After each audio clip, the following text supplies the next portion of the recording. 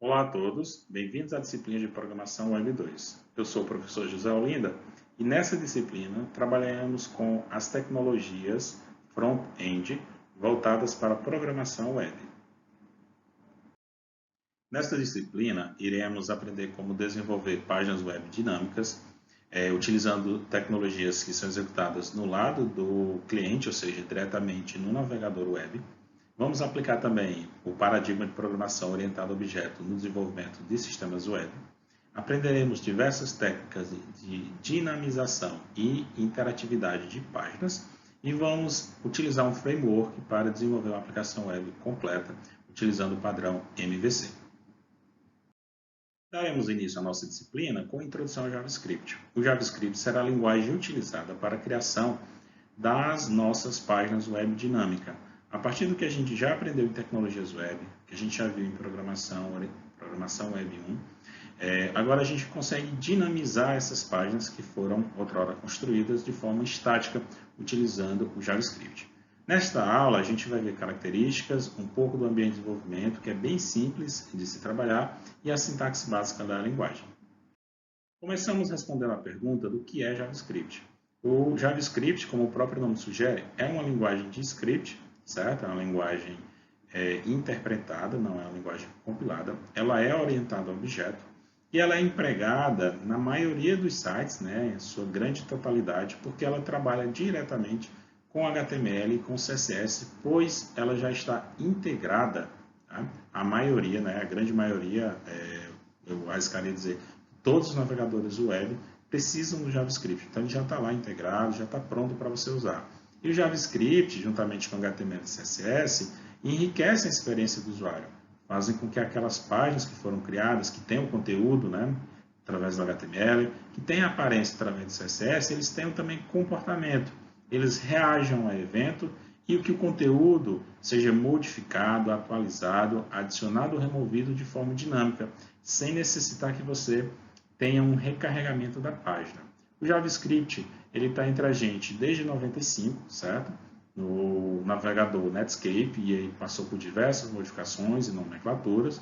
Só a título de curiosidade, esse trecho inicial do nome Java foi para juntar ali a fama do seu irmão, também lançado ali nos anos 90 e mais 95, que foi o Java.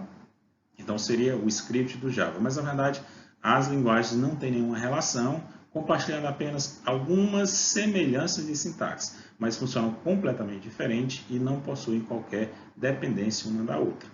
Ok? O JavaScript, ele hoje é utilizado no lado do cliente, então lá no seu navegador, quando você vai acessar o site, está executando JavaScript, todas as interações são manipuladas e gerenciadas através de JavaScript, mas também é possível utilizar no lado do servidor, em substituição de linguagens como Python, como PHP, a gente pode utilizar o JavaScript dentro da aplicação Node.js, né, que ele vai interpretar ali o JavaScript, vai fazer como se fosse o papel do browser, né, vai fazer toda a interpretação da linguagem JavaScript, vai executar no servidor e vai fornecer para a gente uma resposta para o cliente. Então, o JavaScript hoje é utilizado no cliente e no servidor, embora o seu foco inicial fosse no cliente, né, voltado para o navegador.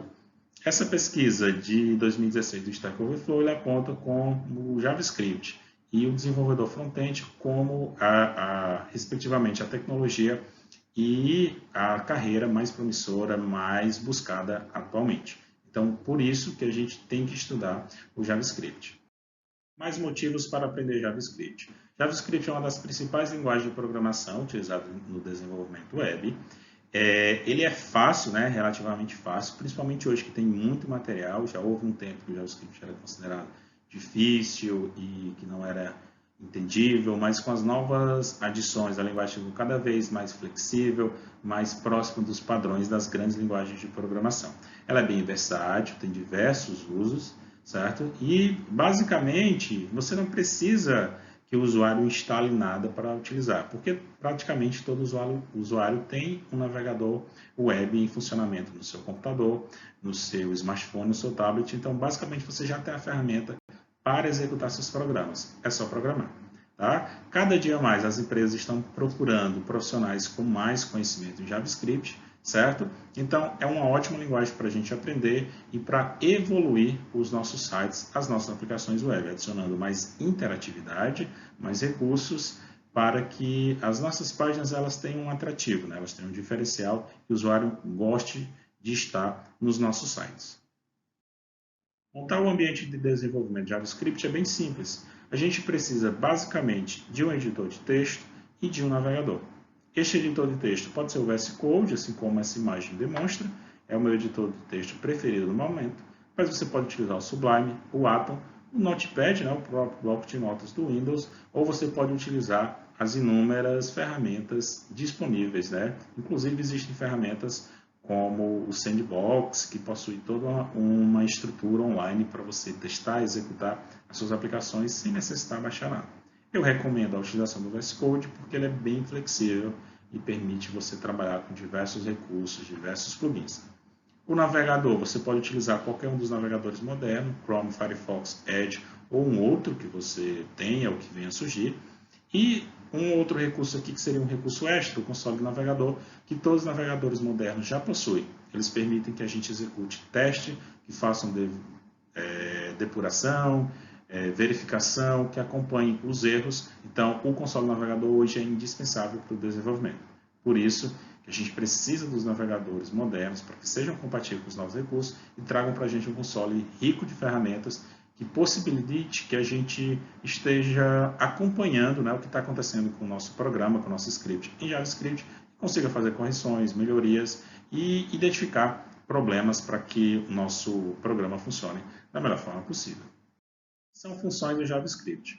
O JavaScript é capaz de modificar o conteúdo, o texto ou o HTML, ou os dois ao mesmo tempo, certo? Então você tem uma página que ela tem um determinado conteúdo. Esse conteúdo pode ser modificado, removido, alterado utilizando JavaScript.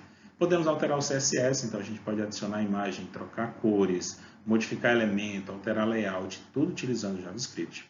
Inserir e remover imagens, inclusive fazer uma edição completa dessa imagem utilizando JavaScript. Isso, claro, você vai ter que recorrer a bibliotecas, mas o JavaScript consegue fazer isso. Tá? A parte de formulários, é indispensável o uso do JavaScript para garantir a validação dos dados, para garantir que aqueles dados eles só sejam enviados quando estiverem corretos. Claro, aqui eu deixo uma ressalva que todo o conteúdo do JavaScript no browser ele pode ser alterado pelo usuário, então, dependendo do quão sensível é esse dado, deve ter uma verificação em JavaScript para garantir que eles são inseridos corretamente e, obviamente, é indispensável uma verificação lá no seu back-end, seja em PHP, em Java, em Python ou mesmo JavaScript utilizando Node.js. Então, tem que ter uma verificação em duas etapas. Mas com o JavaScript já verificando o formulário, já aqui do lado do cliente, você garante que a maioria, ou 90%, 80% dos dados que forem enviados estarão ali o mais próximo possível que se espera para a aplicação. Então, a interação com formulários, ela sendo gerida pelo JavaScript, fica mais rica e mais segura para o usuário. O JavaScript pode ser utilizado para atualizar os conteúdos de uma página dinâmica, por exemplo, em redes sociais. É muito comum você fazer a alteração entre páginas sem ter que recarregar a página, certo? Por exemplo, em um chat, você envia a mensagem, essa mensagem chega ao seu destinatário, o destinatário envia a mensagem novamente e você recebe essa mensagem, tudo isso sem ter que atualizar a página. Isso só é possível utilizando o JavaScript, né, e uma forma de utilização, uma metodologia chamada de Ajax, que vai ser conteúdo aqui da nossa disciplina. A gente pode também manipular a janela do navegador. A gente pode identificar quando o usuário redimensionar, para que o nosso conteúdo reaja ao redimensionamento. Podemos identificar quando o usuário move a página. Então, a gente pode estar criando uma nova janela. A gente consegue fazer ali algumas manipulações, inclusive na janela do navegador. Essas são as principais funções do JavaScript. Já citei algumas vezes nessa nossa introdução sobre a arquitetura cliente-servidor ou client-server. O que é a arquitetura cliente-servidor? Como o nome sugere, existem duas camadas, ou seja, dois domínios, duas formas de execução distintas. Temos o cliente, que geralmente é quem recebe a informação, quem consome aquele conteúdo, quem visualiza, quem interage, quem envia as informações, quem recebe aquele resultado, certo? Então a gente tem isso no lado cliente.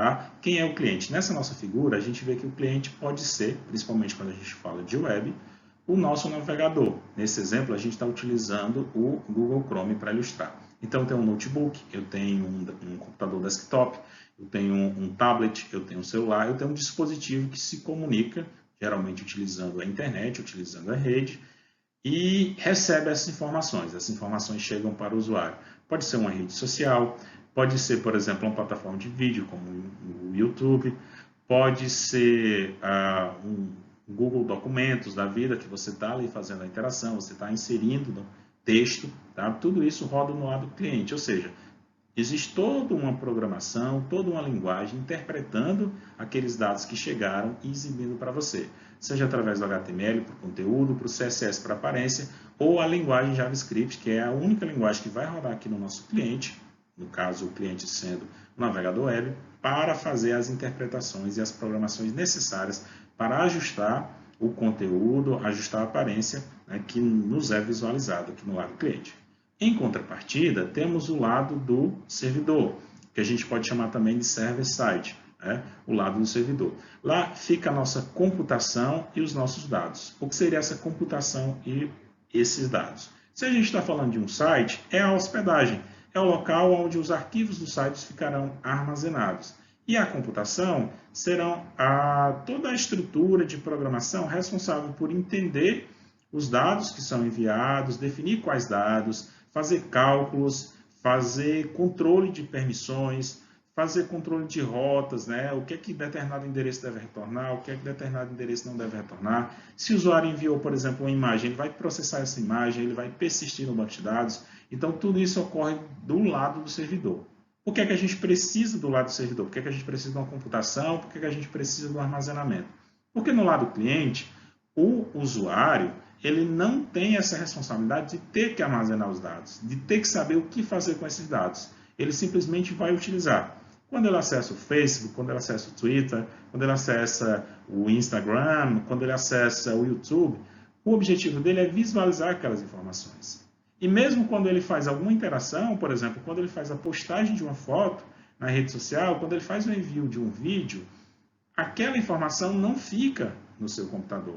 Certo? Não fica no cliente, ela é sempre enviada no servidor. O servidor vai processar, vai armazenar e vai devolver de acordo, enfim, com o propósito daquele site, daquela aplicação. Então, o servidor ele tem um papel importantíssimo de centralizar e de gerir a forma que as informações são disponibilizadas para que o cliente visualize e interaja com elas.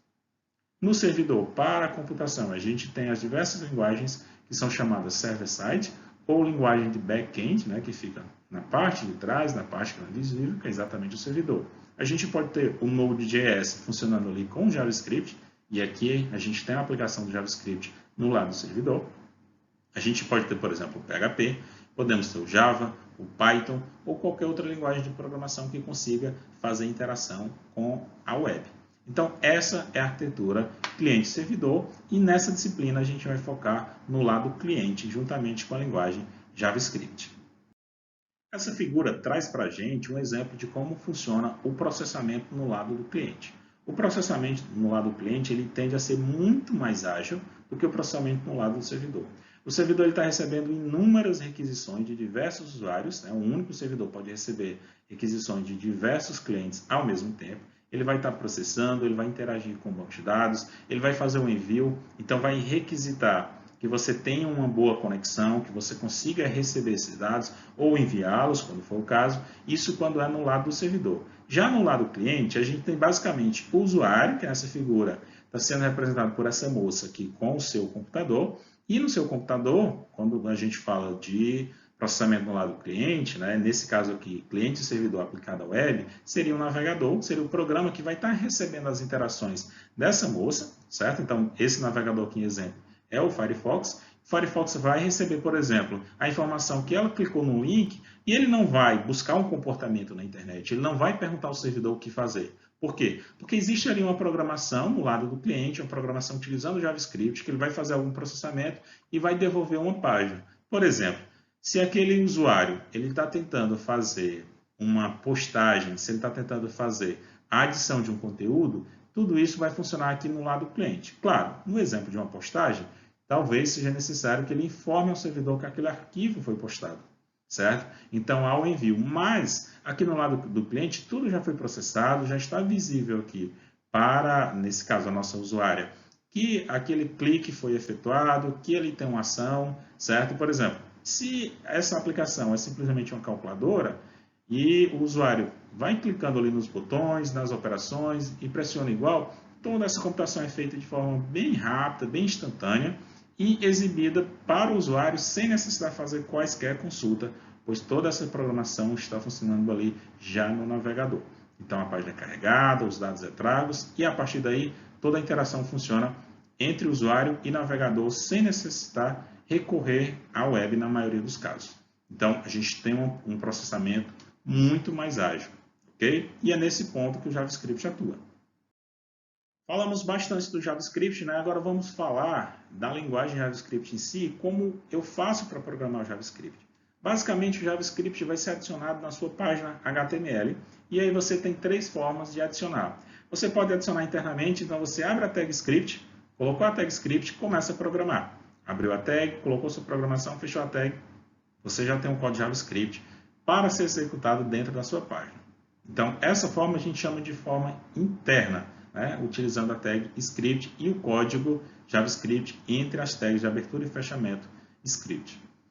Essa tag script ela pode ser adicionada dentro da tag head, certo? Ou seja, no cabeçalho ali da nossa aplicação, ou dentro da tag body, certo? Aqui é recomendado, fortemente recomendado, que a gente utilize os scripts sempre dentro da tag body e ao final da tag, certo? Porque isso permite que o seu arquivo, quando lido, o seu conteúdo, né, determinado ali pelo HTML seja exibido, a aparência seja exibido, enquanto o JavaScript faz ali o processamento para gerar alguma interação para o usuário. Então, o seu JavaScript ele não fica obstrutivo quando você utiliza ele dentro do body, né? Ao final do body, antes do fechamento do body, você adiciona a tag script. Bom, a gente tem também o formato externo, né? Na forma externa, a gente vai ter um arquivo. Esse arquivo contém toda a programação JavaScript. Ele não tem, né? Geralmente, não tem nenhuma tag HTML, tem só o código. Claro, haverá casos em que você vai utilizar o próprio código para gerar conteúdo HTML. A gente vai chegar nesse ponto. Mas, em resumo, você tem o JavaScript em si dentro desse arquivo. Você não tem mais uma página HTML, somente o JavaScript. Você salva esse arquivo com a extensão .js, então ele vira um arquivo JavaScript. E lá na tag script, né, dentro do seu HTML, você vai informar, através do atributo src, onde se encontra o seu arquivo. Então, você faz a chamada e a sua página HTML vai importar esse arquivo, vai interpretar e vai executar tal qual ele tivesse na página, né? Mas por que a gente faz isso? Porque fica separado, fica mais fácil da manutenção, fica mais fácil de corrigir o problema, fica mais elegante, mais organizado e mais profissional também. Então, a forma mais recomendada é que você utilize o formato externo. Cria um arquivo separado e faz a importação dele na tag script através do atributo src, ou source, onde você mostra onde está a fonte do seu arquivo JavaScript. Temos uma outra forma que é particularmente desencorajada, que é a forma inline, certo? Que além de ser interno, ele é em linha, né? Ele não é em um local separado dentro da tag script, ele é diretamente no seu código HTML. Imagine que você tem um botão e quando você clicar nesse botão, você quer que apareça um texto, um alerta, uma mensagem. Então você pode colocar dentro de um atributo de evento, por exemplo, um clique, o evento quando o usuário clica naquele botão, para que ele dispare ali um alerta, uma mensagem. Então, dessa forma, você tem o formato inline. Entretanto, é muito fácil repetir essa mesma forma utilizando o formato externo, em um arquivo separado. Fica mais organizado, mais fácil da manutenção e você não mistura as responsabilidades. Quais são as responsabilidades? O HTML é responsável exclusivamente pelo conteúdo. Então, deixamos somente o conteúdo no HTML. Lá no CSS, a gente deixa só o CSS, só a aparência. Então, assim como no CSS, que não se deve misturar o CSS com o HTML, o JavaScript é a mesma coisa. Criamos em um arquivo separado. Então, a melhor forma do interno, externo e inline é o externo. E mesmo sendo externo, adicionar o script dentro da tag body, lá no finalzinho, né, antes do fechamento da tag, para que o carregamento da sua página ocorra, mesmo enquanto o JavaScript está sendo processado. Ilustro aqui as formas de adicionar o JavaScript que foram mencionados anteriormente. No formato interno, temos todo um HTML e dentro de body ou head, nesse caso aqui no body, a tag script, abertura e fechamento, e todo o conteúdo entre essas tags é chamado de JavaScript. Então aqui temos um script que exibe para a gente um alerta escrito Olá Mundo, certo? Então dessa forma a gente tem um JavaScript interno dentro do próprio HTML. Como já conversamos, né? Esse formato é desencorajado. Tente evitá-lo sempre que possível. A forma mais adequada é essa. Temos um arquivo aqui, neste caso a gente sabe aqui que o nome dele é ex2.js, que tem o mesmo conteúdo, mas observe que é muito mais óbvio perceber qual é o conteúdo desse script do que olhando anteriormente todo um HTML misturado com script. Temos só o script separado no arquivo ex2.js. No HTML, a gente informa que esse script está externo e vamos linkar o HTML com o script externo. Com a tag script, dessa vez a gente adiciona o atributo src ou source e apontamos a fonte do nosso script, o arquivo ex2.js, certo? Então fica muito mais fácil da manutenção somente no HTML e em outro local somente no JavaScript. Essa é a forma que utilizaremos em aula e esta é a forma recomendada. Por fim, temos o formato inline, onde o JavaScript e o HTML estão cada vez mais misturados. Observem que a tag button tem um atributo chamado onClick, que ele se refere ao evento de clicar. Então, quando houver um clique com o mouse sobre esse botão, ou mesmo um toque utilizando o seu dedo, né, quando você estiver utilizando um dispositivo móvel sensível ao toque, ele vai disparar o seguinte código JavaScript, um alerta com a mensagem: você clicou no botão, certo? Então, esse formato funciona, ele é utilizado por diversas vezes, mas também é desencorajado. Você poderia tranquilamente fazer essa programação em um arquivo separado, pois ficaria muito mais fácil manter, muito mais fácil corrigir e fazer alterações neste comportamento, certo? Então, o formato inline, ele não é muito encorajado, né? Então, nas nossas aulas, não utilizaremos essa forma.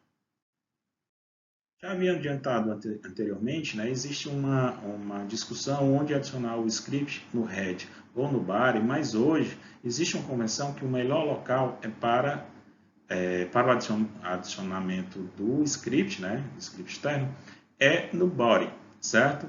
Ou seja, no corpo da sua aplicação. Imagine o seguinte: a sua aplicação ela vai ter um conteúdo, vai ter um texto, vai ter imagem, que vai ser adicionado ali pelo seu HTML, e ela vai ter também uma aparência.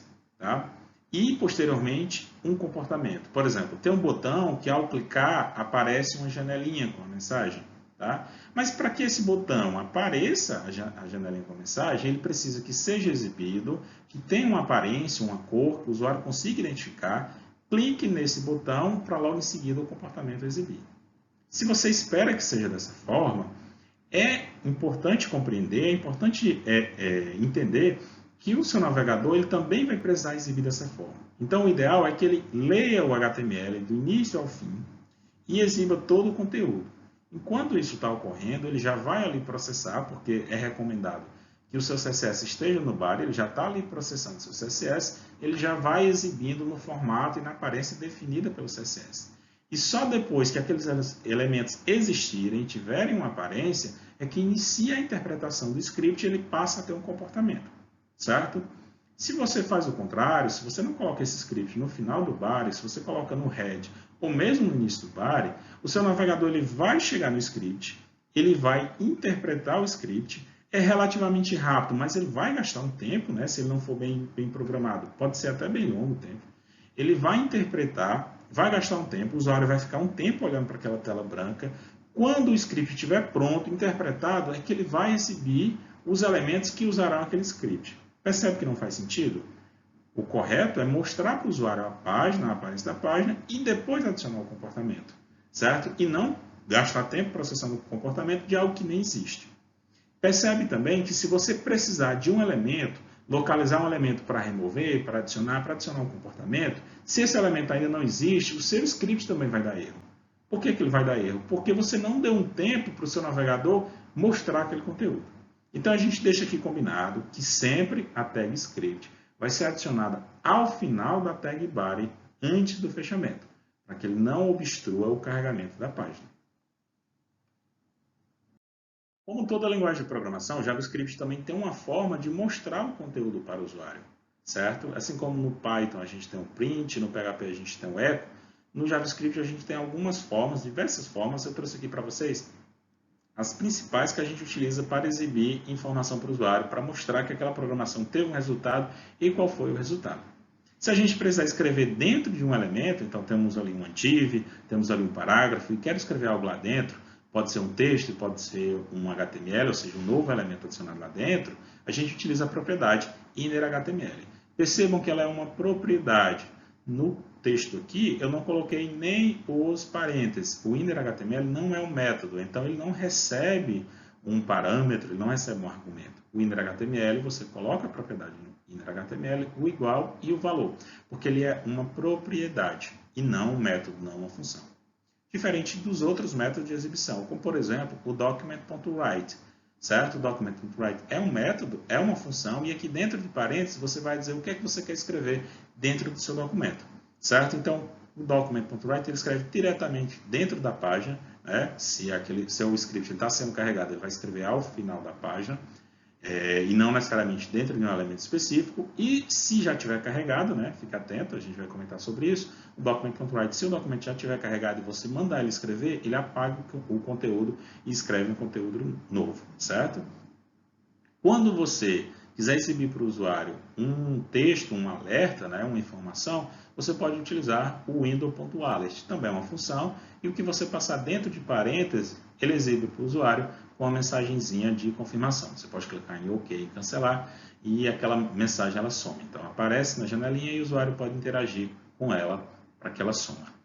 Temos também uma outra função, né, uma outra forma de exibição de dados, que ela é mais voltada, né, ela é exclusiva para o navegador, para o programador, que é o console.log, certo? Ele vai escrever no console do navegador informações, geralmente testes, depurações, onde você vai estar verificando se tem bugs, qual o valor de uma variável, qual é o resultado de uma expressão, ou seja, durante o seu desenvolvimento. Porque o usuário ele não vai estar procurando no console se existe alguma mensagem ali para ele relacionada à aplicação, relacionada ao documento, à rede social que ele está utilizando. Não. Então, mensagens no console.log não servem e não jamais deverão ser utilizadas para demonstrar, para inserir ou mostrar alguma informação para o usuário. É somente para o desenvolvedor entender o que está acontecendo com a sua aplicação enquanto ele está desenvolvendo. Ok? E também, se o usuário estiver utilizando o navegador móvel, né, ele nem consegue visualizar o console.log. No desktop ele até consegue, muitos poucos sabem dessa funcionalidade, então é inviável e totalmente não recomendada a utilização do console.log para informações ao usuário, somente para o desenvolvedor, somente para o programador. Veja este código mostrando como utilizar a propriedade innerHTML para inserir texto, né, inserir elemento ou HTML na sua página, no seu documento HTML utilizando o JavaScript. Não se preocupe em entender sintaxe, depois a gente debate sobre isso. Eu quero que você perceba que, utilizando document.getElementById, o nosso JavaScript localizou um parágrafo, cujo ID é parágrafo, aqui informado. Ele localizou e, através da propriedade innerHTML, ele vai fazer a inserção ou modificação, ou vai trocar, vai sobrepor o conteúdo innerHTML desse parágrafo. Aqui é um parágrafo vazio, então ele vai receber esse texto novo parágrafo dentro aqui, isso através do JavaScript. Perceba que nessa forma aqui de exemplo, a gente está utilizando um JavaScript interno, certo? Você pode replicar esse exemplo utilizando o JavaScript interno, mas nos exemplos reais, nos exemplos futuros, nos trabalhos e lista de exercício, a gente vai utilizar o externo, tudo bem? Então é assim que a gente utiliza o innerHTML. Lembre sempre que ele é uma propriedade, então você vai colocar innerHTML igual o seu valor. Nunca vai ser o parêntese, pois ele não é um método. Perceba também que o inner é em maiúsculo e o HTML perceba que o inner é minúsculo e o HTML é maiúsculo. Neste exemplo, temos a utilização do método write de document. Então, a gente tem basicamente o document.write aqui no nosso código. Ele está escrevendo aqui o resultado da expressão de 3 mais 12, que vai dar obviamente aqui 15. Então, depois que ele fazer aqui a leitura e a exibição desse HTML, ele vai escrever para a gente aqui o valor 15, certo? Por quê? Porque o nosso script foi adicionado aqui durante a execução e tudo mais. Se a gente tivesse alguma função, ao clicar no botão ou fazer algum comportamento, a gente utilizasse o document.write dessa forma, ele sobrescreveria todo o conteúdo. Por isso, a gente recomenda que não utilize o document.write, certo? Podemos utilizar o inner.html porque você escolhe um local específico para fazer a adição e ele adiciona só nesse local. Então, é muito mais confiável, certo? Agora que você compreendeu o document.write, analise esse código, perceba que ele tem uma forma diferente do exemplo anterior de inserção do JavaScript, né? Tente responder as seguintes perguntas, né? Como é que ele está inserindo o JavaScript? De forma interna, externa ou inline, certo? E qual o resultado? O que é que vai acontecer quando essa página carregar e o usuário interagir com ela? Analise o código, tente reproduzir aí em casa, certo? Veja qual é o resultado e posteriormente a gente vai debater sobre o código dessa página. Bom, pessoal, uma outra forma de exibir o conteúdo na tela é através do alert, certo? O alert ele é basicamente, como o nome sugere, um alerta, né? Uma janelinha com a informação. O alert é um dos métodos que eles estão presentes dentro do objeto window. Então, a gente tem um objeto global que ele representa todo o nosso navegador, toda aquela janela, aquela aba do navegador, chamada de window, e ele possui diversos métodos. Inclusive, o nosso próprio documento, o nosso document, que contém todo o nosso HTML, inclusive o JavaScript fica vinculado ao document, ele está dentro do window. Tá? Então, vários métodos que são globais, eles estão dentro do window. E não é diferente do alert. O alert está dentro do window e pode ser acessado window.alert, e aí você passa de parênteses o que você quer mostrar, ou somente o alert. Porque uma vez que o window é global, se você fala o alert e não explica aonde esse método alert está vinculado, esse método alert ele não pertence a um outro objeto, obviamente ele pertence ao objeto window. Então, se você não quiser colocar o window.alert, só o alert funciona. Um avisozinho sobre o alert. O alert ele é obstrutivo. Então, uma vez que eu mostro uma mensagem para o usuário, utilizando o alert, o usuário só consegue voltar a usar aquele site quando ele fechar aquela janelinha, quando ele clicar em OK ou cancelar, certo? Então, se você colocar alert em cima de alert, o seu usuário não vai conseguir utilizar aquela aplicação. Tá? Quando for uma mensagem que precisar, assim, que tem, olha, você precisa ver isso e só sabendo essa informação é que você vai utilizar o site, utilize alert. Caso contrário, utilize outra forma, utilize o inner HTML, escreva em um local, escreva, enfim, em uma caixinha ali dentro do seu HTML mesmo, uma forma menos obstrutiva, tudo bem? Então, o alert é interessante, a gente pode utilizar, mas moderadamente. Temos aqui o console.log. Como já falamos anteriormente, que você coloca em console.log não aparece na página web. Se não aparece na página web, essa informação não é para o usuário. Para quem é a informação? Para o desenvolvedor. Para que o desenvolvedor entenda o que está acontecendo, qual o valor da variável, onde que ele chegou. Por exemplo, eu utilizo muito, quando eu tenho um if ali que eu não sei se o resultado está dando verdadeiro ou falso, eu coloco no console.log para dar um valor se tiver verdadeiro, um valor se é falso. Vou lá no console.log e vejo o que está sendo executado. A gente chama isso de debugar, né? De testar, de verificar, de analisar o nosso código para saber o comportamento, o que está acontecendo. Usem e abusem do console.log enquanto estão desenvolvendo, lembrando que essa informação não é útil para o usuário, então não serve para o usuário, serve somente para o desenvolvedor. Bom, pessoal, vamos falar agora de sintaxe do JavaScript e vamos falar de um conceito básico para entender sintaxe, são as instruções. No JavaScript, as instruções são as linhas, tá? E por padrão, por recomendação, as linhas são delimitadas por ponto e vírgula. Então, um statement ou uma instrução JavaScript é todo aquele código que está naquela linha encerrada por ponto e vírgula. Observe nesse exemplo em que você pode ter mais de um statement por linha, desde que você delimite, né, encerre cada um desses statements, dessa instrução, por ponto e vírgula. Por exemplo, temos 3 variáveis sendo declaradas e tudo isso na mesma linha separadas por ponto e vírgula.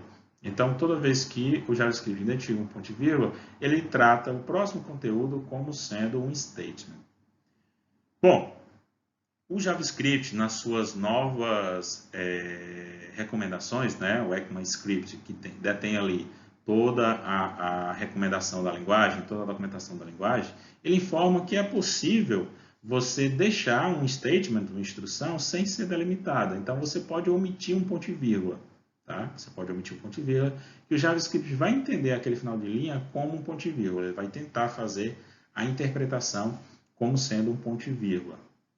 Mas eu recomendo a utilização porque se você costuma adicionar mais de uma instrução na mesma linha, você pode esquecer do ponto e vírgula e isso pode dar problema no futuro. Isso pode dificultar uma modificação.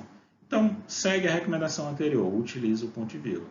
Se você vem do Python e não utiliza o ponto e vírgula para nada, e você já está acostumado a colocar só uma instrução por linha, tudo bem, deixa sem o ponto e vírgula, mas lembra sempre de ter uma certa atençãozinha, porque você pode ter problemas no futuro. Fica bem atento, tá?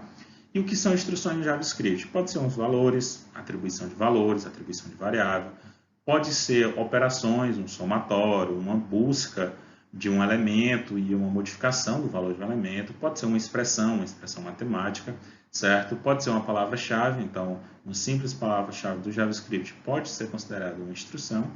E comentários. Comentários também são instrução. Lembrando que quando comentários são instruções ignoradas que não produzem um valor de execução no código, produz simplesmente um valor para quem está lendo, né? Compreender melhor aquele código. Bom, agora que a gente entende o que é uma instrução no JavaScript, vamos falar de sintaxe básica, né? Bom, eu falava que o JavaScript nada tem a ver com Java, no sentido de ambiente, de linguagem, de ecossistema, tá? Entretanto, ele pega emprestado do seu irmão várias instruções, várias sintaxes. Então, a sintaxe é bem parecida. Até porque, assim como o Java, o JavaScript, ele pertence ali a um grupo que a gente chama de C-like, né? Linguagem C-like, ou seja, como o C, parecida com o C. Então, como o JavaScript parece com o Java, que também parece com o C, a gente pode dizer que o JavaScript também tem várias coisas parecidas com o C, certo? Tem um pouquinho de C++ também. Então, é uma sintaxe bem conhecida para quem já programa. Ele tem algumas outras influências, como a linguagem Awk, Perl, Python, certo? É uma pequena misturinha, né? Do Python ele herda algumas estruturas no sentido de um for each, que é bem parecido com o Python, ele tem um for in também, então tem alguma outra coisinha parecida. O que é mais importante aqui nesse ponto é a gente entender que o JavaScript ele é case sensitive, certo? Então, as palavras reservadas e também as variáveis, elas são diferidas na linguagem, né, quando maiúsculas e minúsculas. Então, uma variável, por exemplo, aluno todo em maiúsculo, é completamente diferente de uma linguagem aluno somente com a letra maiúscula, ou aluno todo em minúsculo, certo? Então, são case sensitive e você precisa ficar atento a isso. Bom, o JavaScript ele é fracamente ou dinamicamente tipada. Quando você cria uma variável, você adiciona ali um valor, automaticamente o JavaScript vai inferir o tipo, ele vai identificar o tipo e ele pode modificar o tipo à medida que essa variável ela é utilizada dentro do nosso código, ok? Depois a gente fala sobre tipos mais adiante. Para a gente encerrar nossa aula, vou mostrar aqui para vocês só algumas palavras reservadas. Essas palavras reservadas, né, conhecer elas, nos permite não tentar criar nenhuma variável, nenhum identificador, nenhum objeto, nenhuma classe utilizando elas, porque elas são reservadas da linguagem e são de uso exclusivo da linguagem. São as palavras break, continue, debugger, do, while, for, function, if, else, return, switch, try catch, var, let, const. A gente tem outras, diversas outras. A gente teria class, a gente teria case, a gente teria o while sozinho, certo? O in. Então, tem várias outras palavrinhas que são reservadas. Eu trouxe aqui as principais, mas eu vou disponibilizar para vocês uma lista completa que é fornecida pela própria linguagem. Tudo bem? Bom, pessoal, a nossa aula introdutória se encerra aqui. Vou estar disponibilizando mais material e exercícios para a gente trabalhar. E na nossa próxima aula a gente põe a mão na massa, né? A gente faz exemplos mais práticos, a gente vai direto ao ponto e criaremos os nossos primeiros programas de JavaScript. Tudo bem? Então, até a próxima aula.